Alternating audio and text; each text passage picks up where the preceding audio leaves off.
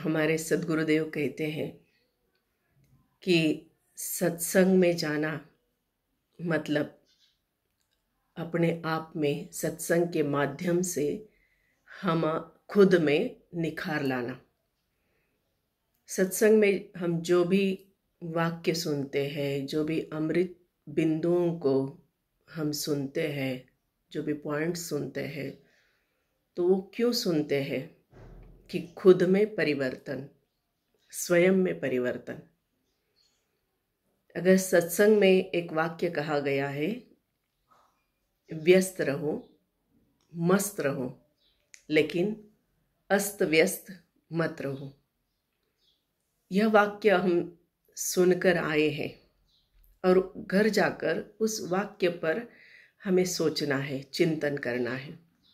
क्या कहा गया कि व्यस्त रहो। व्यस्त रहो मतलब बिजी रहो, अपने काम में बिजी रहो, अपने कर्तव्यों में बिजी रहो और काम करते करते मस्त रहो मतलब खुश रहो। अपना कर्म खुश होकर करते रहे, व्यस्त भी रहे और मस्त भी रहे, लेकिन क्या अस्त व्यस्त ना रहे। लेकिन अस्त व्यस्त नहीं रहना है। यह जो आखिरी पॉइंट है, अस्त व्यस्त मत रहो, तो इसकी शुरुआत हमें अपने घर से करनी होगी, अब स्वयं से करनी होगी। समाज मतलब क्या? हर घर से, हर परिवार से समाज बनता है और समाज से देश बनता है। तो हम लोग कहते रहते हैं कि समाज में इतनी बुराइयां बढ़ गई है, कोई परिवर्तन नहीं होता। लेकिन क्या हम खुद चिंतन करते हैं कि हमें क्या करना है, खुद में क्या परिवर्तन करना है, स्वयं में क्या परिवर्तन करना है? तो इसके बारे में हमें जरूर सोचना होगा। घर परिवार में जितने भी सदस्य हैं, हर सदस्य को निश्चित ही चिंतन करना होगा कि मुझ में ऐसी कौन सी आदतें हैं कि जिन आदतों के कारण घर में परेशानी बढ़ती है। तो मुझे उन आदतों को बदलना है, उन आदतों को छोड़ना है और अच्छी आदतों को शामिल करना है। इसलिए सबसे पहली शुरुआत तो हमें सिखाई जाती है कि हमारे शरीर की शुद्धि हो। इसलिए शरीर की शुद्धि पर ध्यान दिया जाता है। बचपन से ही सिखाया जाता है बच्चों को कि शरीर की शुद्धि रखो। फिर मन की शुद्धि, मन में भी पवित्र विचार आने चाहिए, बुरे विचारों को हटाना है, अच्छे विचारों को पढ़ना है, अच्छे विचारों का चिंतन करना है। तो एक एक चीज पर हमें ध्यान देना है।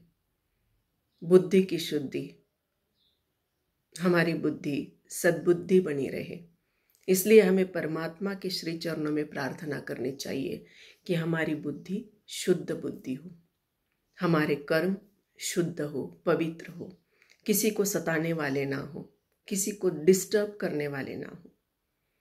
हम करुणावान बने जैसा हमारा परमात्मा करुणावान है। तो ये जो संस्कार है ये घर से ही सिखाए जाते हैं। लेकिन घर में ही अगर बड़े ही इस पर ध्यान ना दे तो फिर बच्चे क्या सीखेंगे? एक बात मुझे कही गई थी, जब मैं एक जगह सत्संग के लिए गई थी तो कई महिलाएं मुझे मिली। उनमें से एक महिला ने अपने घर की स्टोरी सुनाई। वो कह रही थी कि मेरे हस्बैंड एक अच्छे ऑफिसर है, बाहर उनका बड़ा रुबाब है, रोब जमाते हैं, लेकिन घर में जब वे आते हैं तो घर में वे अच्छी तरह से ध्यान नहीं देते, चीज़ें इधर उधर बिखेर देते हैं, खुद भी सिस्टमैटिक नहीं रहते। कहीं भी कोई कागज अगर पड़ा हो तो उसी से अपना मुंह भी पोंछ लेते हैं। तो सुनकर बड़ा आश्चर्य हुआ कि बाहर हम लोग बहुत बड़े बनकर घूमते हैं, लेकिन क्या घर में क्या स्थिति है, इस पर भी हमें सोचना चाहिए। एक जगह पर मुझे एक भाई साहब मिले। वो कह रहे थे कि मेरा बहुत बड़ा बिजनेस है, घर में मेरी अच्छी पत्नी है, बच्चे हैं, पैसा भी खूब कमाता हूँ, लेकिन मेरे घर में हर जगह चीज़ें इधर उधर बिखरी पड़ती है।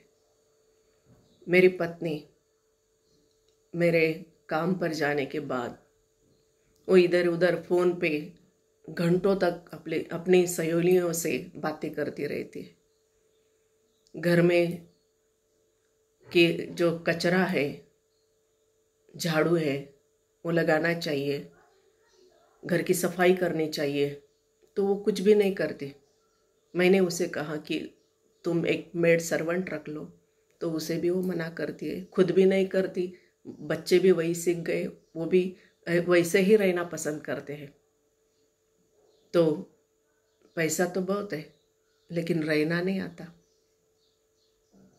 तो ये संस्कार अगर बड़ों में ही नहीं है तो बच्चों में कैसे आएंगे?